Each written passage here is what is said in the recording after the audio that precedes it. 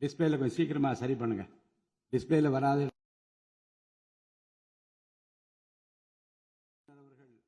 ஆங்கிலத்திலே ஆற்றிய உரையின் தமிழாக்கத்தை இப்போது தங்கள் முன்னாலே நான் படிக்கின்றேன்.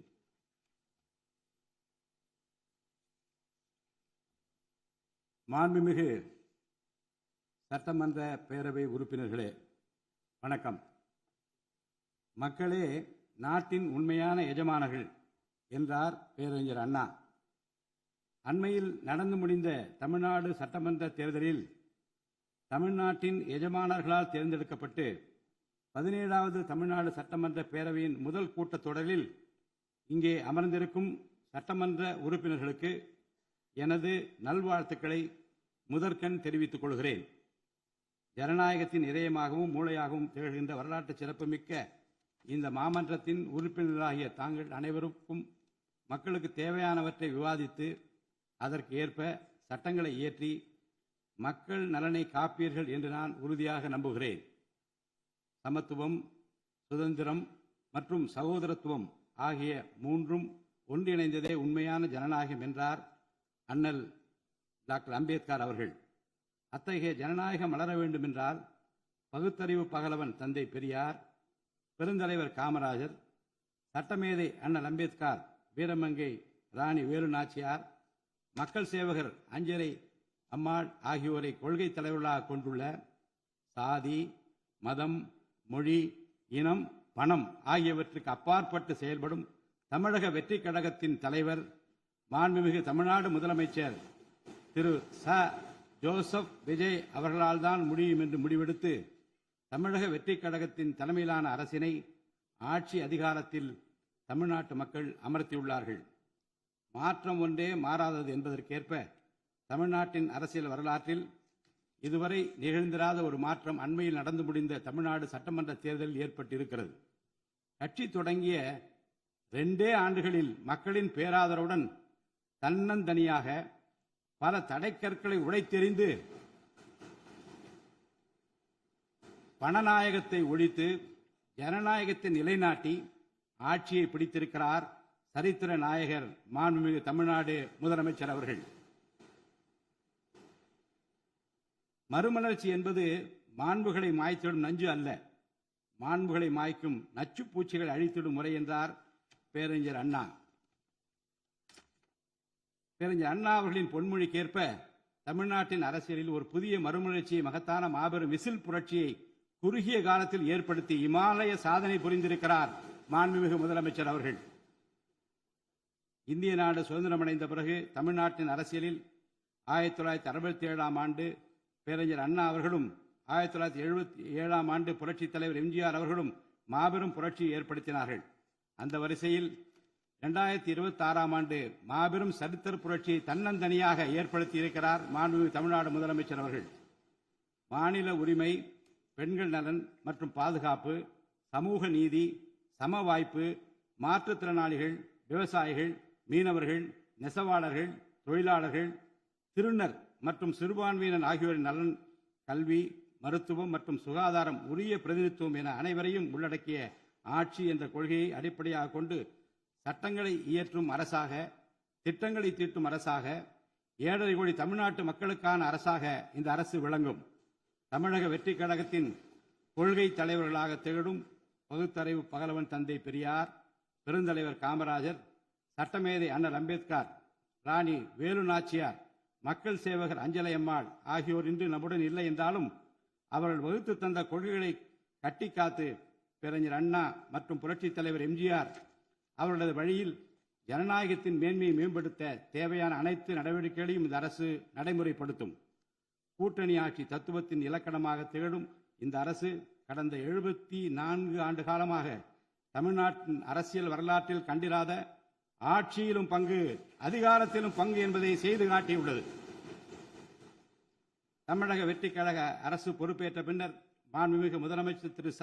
ஜோசப் விஜய் அவர்கள் புதுதில்லியில் மாண்புமிகு இந்திய பிரதமர் திரு நரேந்திர மோடி அவர்களை நேரில் சந்தித்து தமிழ்நாட்டின் நீண்டகால கோரிக்கைகளான வான்வழி அமைப்பு மையத்தை CABS ஓசூரின் அருகில் நிறுவவும், மேகதாது அணை கட்ட கர்நாடக அரசு முயல்வதை தடுக்கவும் தமிழ்நாட்டு மீனவர்கள் இலங்கை அரசால் கைது செய்யப்படுவதை தடுத்து மீனவர்களையும் அவரது படகுகளையும் உடனே விடுவிப்பதற்கான நடவடிக்கைகள் அடங்கிய கோரிக்கை மனுவை அளித்து தமிழ்நாட்டுக்கு தேவையான நிதி உதவி உள்ளிட்ட அனைத்து உதவிகளையும் வழங்குமாறு கேட்டுக்கொண்டார்.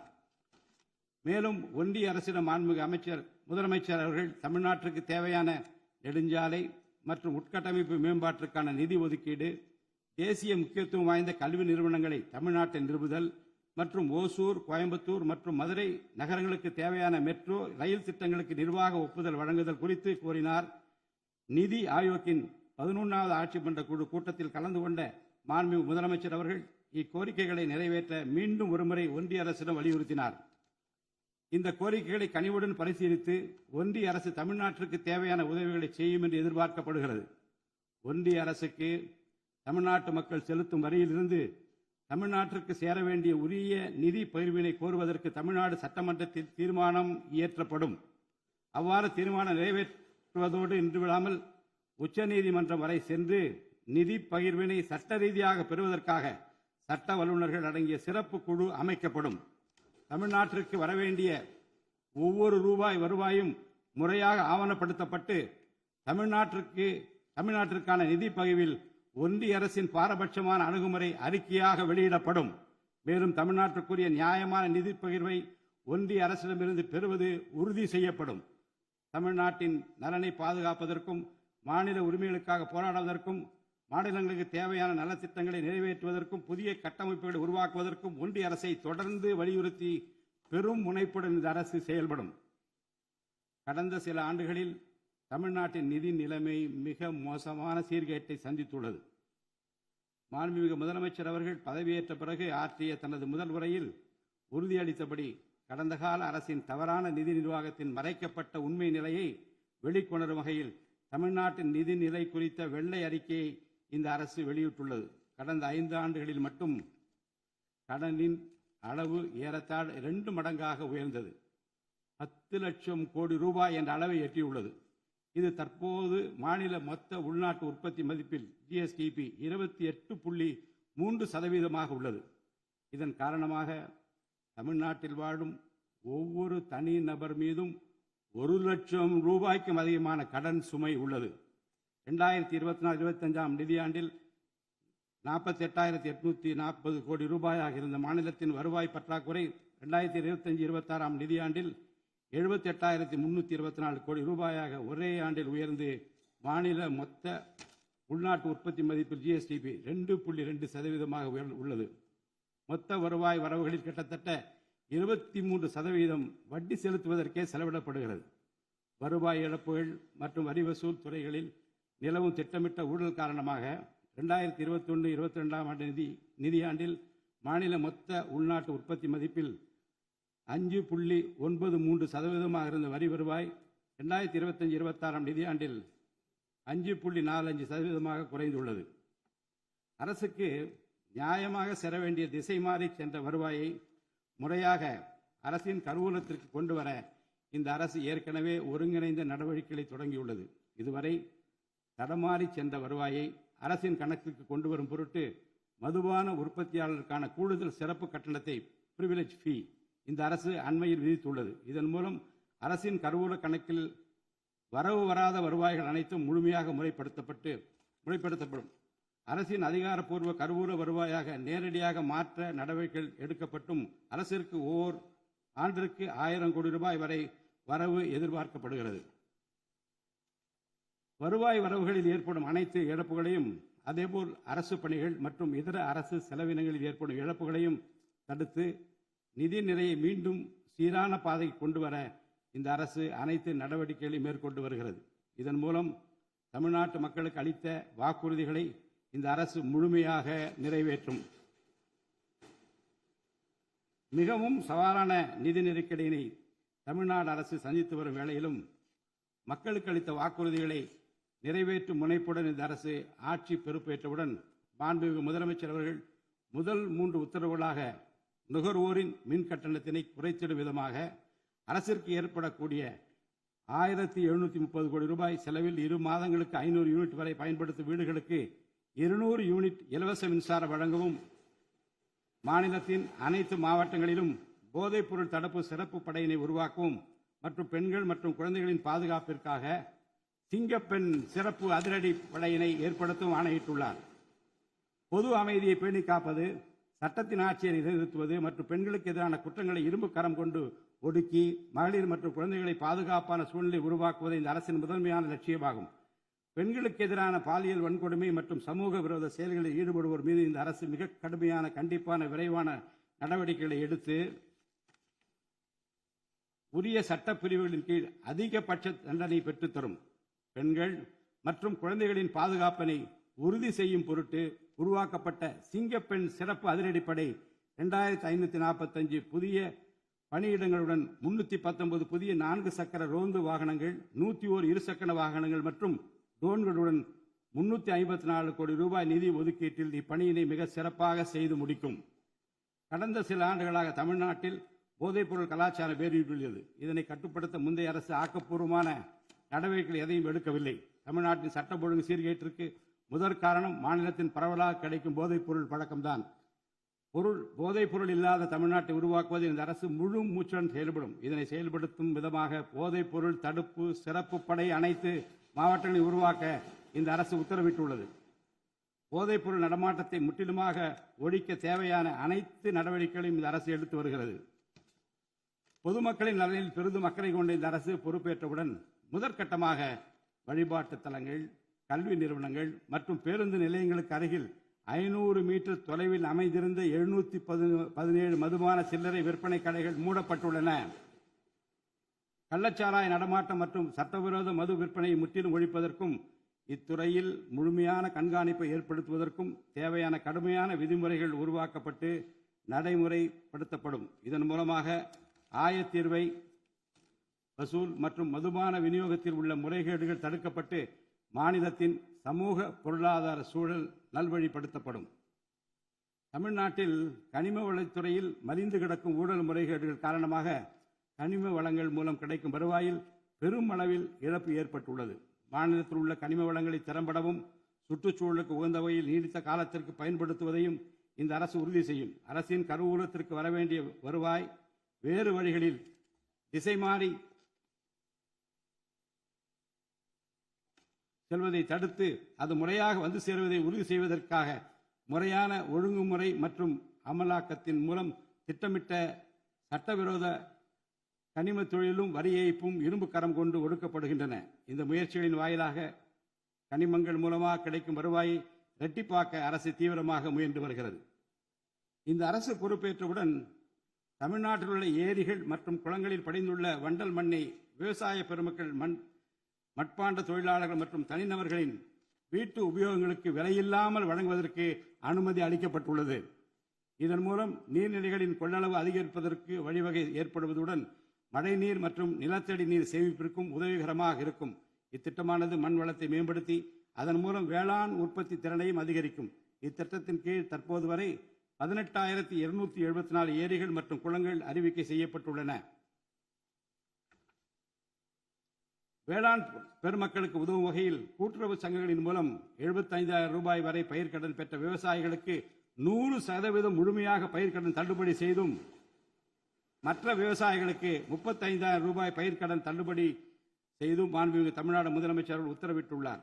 இதன் மூலம் 14.43 லட்சம் விவசாயிகள் பயனடைவர். இதனால் சுமார் 6,000 கோடி ரூபாய் அரசிற்கு கூடுதல் செலவினம் ஏற்படும். வேளாண் துறையை மறுமலர்ச்சி அடைய செய்வதும் வேளாண் பெருமக்களின் வாழ்வாதாரத்தை மேம்படுத்துவதுமே இந்த அரசின் முதன்மையான கொள்கையாகும். விவசாயிகளுக்கு வழங்கப்படும் உடனடி நிதி உதவிகள் மற்றும் கடன் தள்ளுபடிகள் மட்டுமின்றி முறையான நீர்ப்பாசன மேலாண்மை, நவீன விவசாய தொழில்நுட்பங்கள், குளிர்பதன கிடங்கு வசதிகளை மேம்படுத்துதல் மற்றும் விளைபொருட்களுக்கு உரிய லாபகரமான விலை கிடைப்பதை உறுதி செய்தல் போன்றவற்றின் மூலம் விவசாயிகளின் நலன்களை காக்கும் முதன்மை சக்தியாக இந்த அரசு செயல்படும். நிர்வாக அமைப்பில் மலிந்து கிடக்கும் ஊழலை வேரோடு அறுத்து நேர்மையான, வெளிப்படையான, தூய்மையான நிர்வாகத்தை மக்களுக்கு வழங்குவதில் இந்த அரசு உறுதியாக உள்ளது. இதற்கேற்ப அனைத்து துறை சார்ந்த கொள்முதல்கள் மற்றும் ஒப்பந்த புள்ளிகள் எவ்வித ஒளிவு மறைவுமின்றி கடுமையான கண்காணிப்பு வழிமுறைகளுக்கு உட்படுத்தப்படும். கடந்த காலங்களில் நிலவிய முறையற்ற நிதி பரிமாற்றங்களும் இடைத்தரகர்களின் தலையீடுகளும் முற்றிலுமாக ஒழிக்கப்படும். ஒவ்வொரு சமூகத்திற்கும் உரிய அளவிலான பிரதிநிதித்துவம் கிடைப்பதே உண்மையான சமூக நீதி என்பது இந்த அரசின் அடிப்படை கொள்கை. இந்த கொள்கை மற்றும் வாக்குறுதியை நிறைவேற்ற சாதிவாரி கணக்கெடுப்பினை மக்கள் தொகை கணக்கெடுப்புடன் இணைந்து விரைவாக முடிக்க நாம் ஒன்றிய அரசினை வலியுறுத்துவோம். ஒன்றிய அரசின் சாதிவாரி கணக்கெடுப்பு முடிந்த பின்னர் தமிழ்நாடு அரசு சமூக நீதி கணக்காய்வினை நடத்தும்.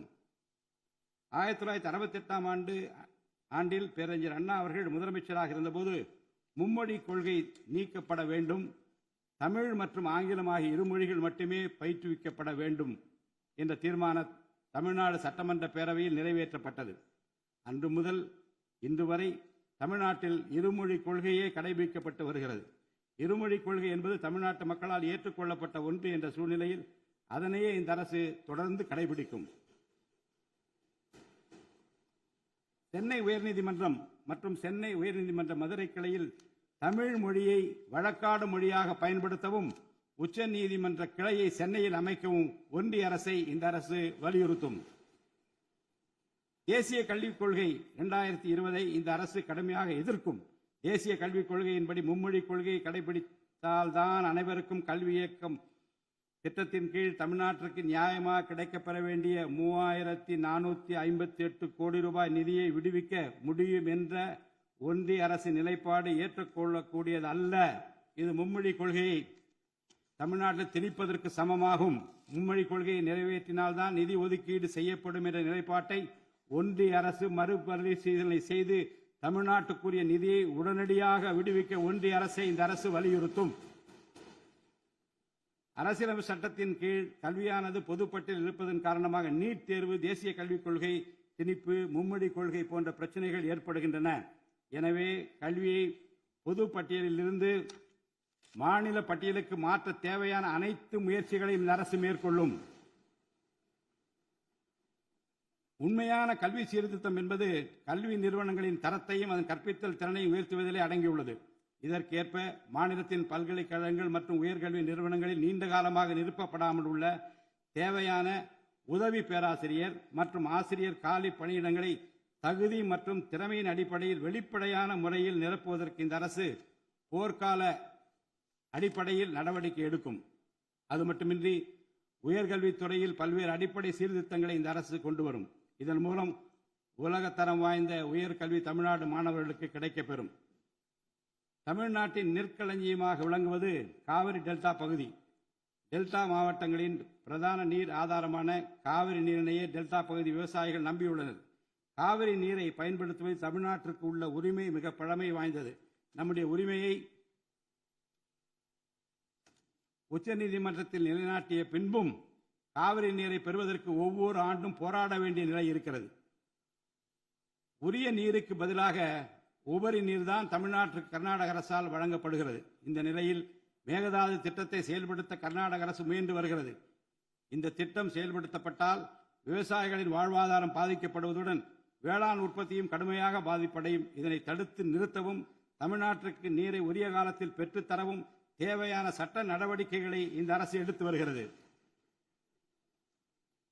தமிழ்நாட்டு மீனவர்கள் தங்களின் வாழ்வாதாரம் மற்றும் பொருளாதார பாதுகாப்பை பாதிக்கும் பல்வேறு சவால்களை தொடர்ந்து எதிர்கொண்டு வருகின்றனர். பருவமழை, புயல் மற்றும் பிற இயற்கை பேரிடர்களால் ஏற்படும் பாதிப்புகளுக்கு அப்பாற்பட்டு பாக் வளைகுடா பகுதியில் தங்களின் பாரம்பரிய மீன்பிடி பகுதிகளில் மீன்பிடி தொழிலில் ஈடுபடும் மீனவர்கள் அடிக்கடி கடுமையான துன்பங்களை அனுபவித்து வருகின்றனர். அவர்கள் இலங்கை கடற்படை அதிகாரிகளால் கைது செய்யப்படுவதும் அவருடைய மீன்பிடி படகுகள் பறிமுதல் செய்யப்பட்டு நீண்ட காலம் பிடித்து வைக்கப்படுவதும் கணிசமான அளவில் அபராதங்கள் விதிக்கப்படுவதும் தொடர்ந்து நடைபெற்று வருகின்றன. இந்த நீண்டகால பிரச்சினைக்கு தீர்வு காண ஒன்றிய அரசு தொடர்ந்து வலியுறுத்தும்.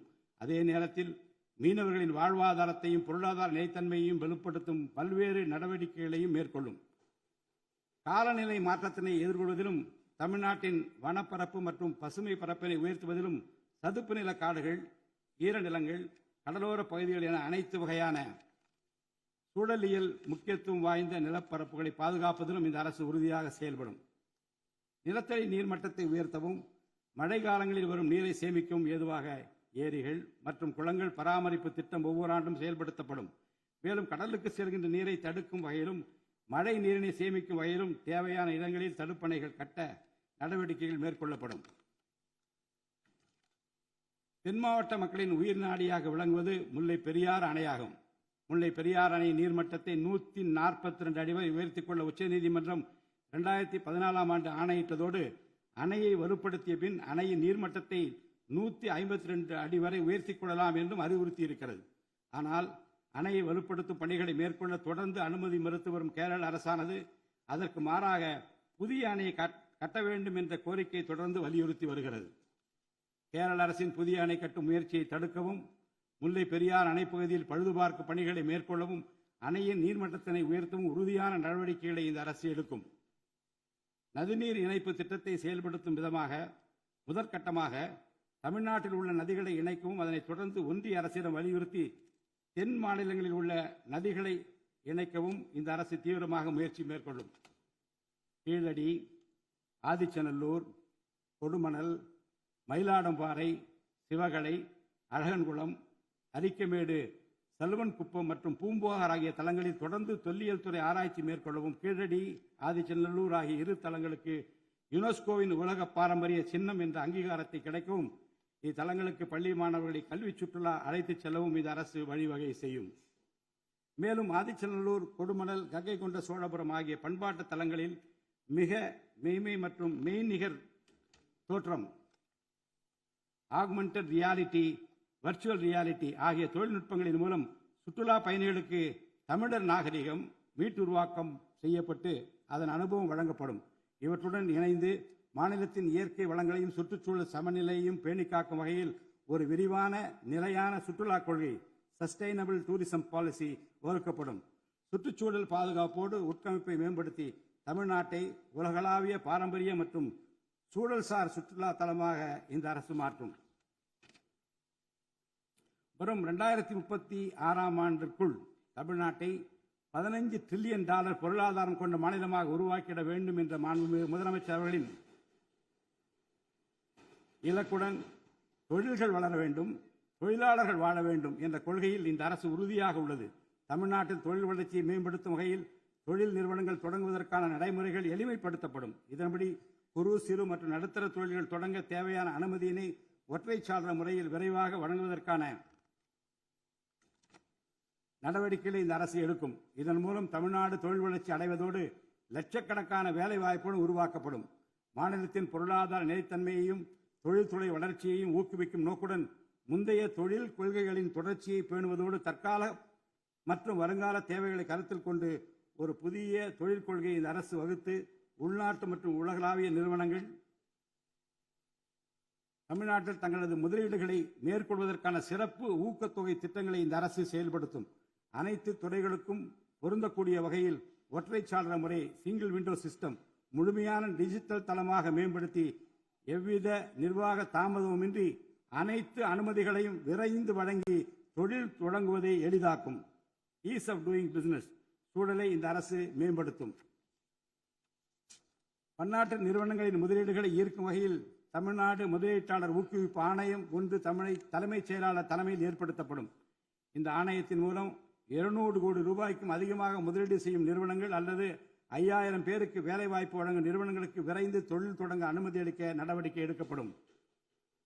வறுமையில்லா தமிழ்நாட்டை உருவாக்குவது இந்த அரசின் முதன்மையான குறிக்கோள்.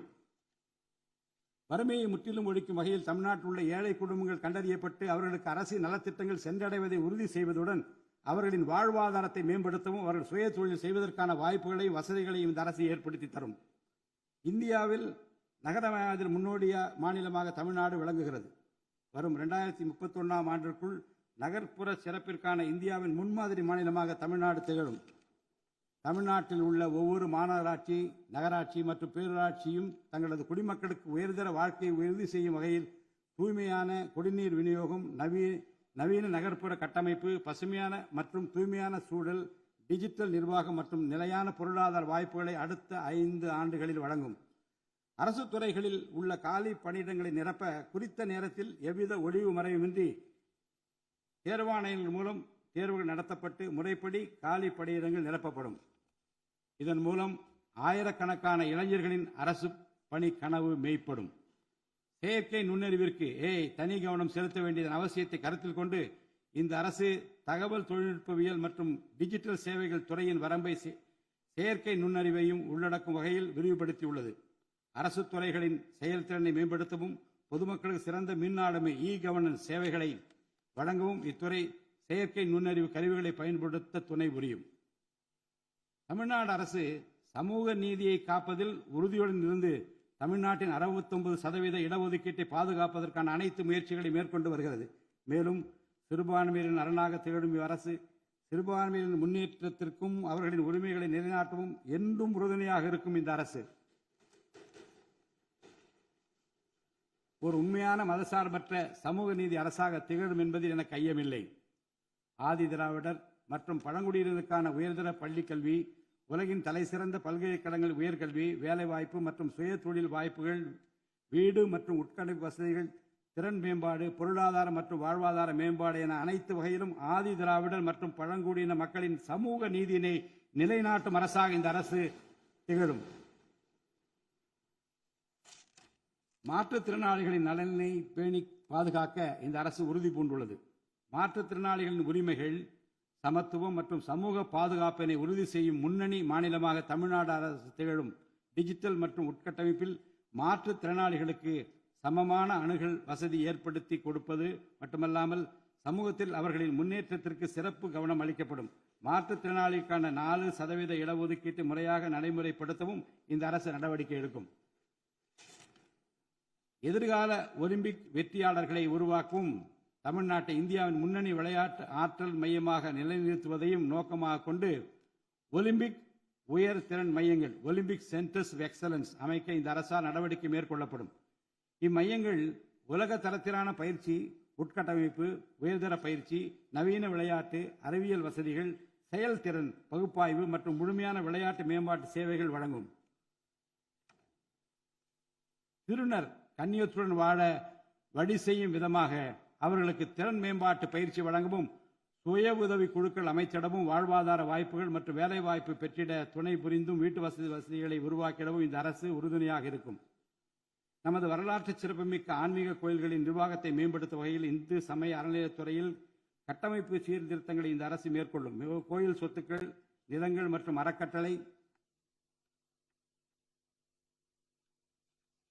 வருவாய்கள் அனைத்தையும் முழுமையாக தணிக்கை ஆடிட் செய்வதற்கும் கணக்குகளை வெளிப்படையாகவும் கணினிமயமாகவும் கொண்டு வருவதற்கும் நடவடிக்கை எடுக்கப்படும். முந்தைய காலங்களில் நிலவி வந்த நிர்வாக முறைகேடுகள் முற்றிலும் களையப்பட்டு கோயில்களில் அசையும் மற்றும் அசையா சொத்துக்கள் அனைத்தும் அதன் புனிதமான நோக்கங்களுக்காக மட்டுமே பயன்படுத்தப்படும் இந்த அரசால் உறுதி செய்யப்படும். அரசின் நலத்திட்டங்களை மக்களிடம் எடுத்துச் செல்வதில் முக்கிய பங்கு வகிப்பவர்கள் அரசு ஊழியர்கள். இளைய சமுதாயத்தை நல்வழிப்படுத்துவதில் முக்கிய பங்கு வகிப்பவர்கள் ஆசிரியர்கள். அரசு ஊழியர்கள், ஆசிரியர்கள் மற்றும் ஓய்வூதியதாரர்களின் நலன்களை தொடர்ந்து பாதுகாக்கப்படும். அவர்களுக்கான மருத்துவ காப்பீட்டு திட்டங்கள் மேலும் செம்மைப்படுத்தப்படும்.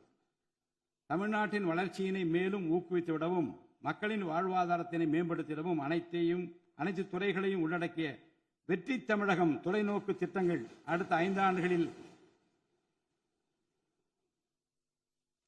இவ்வரசு செயல்படுத்தும்.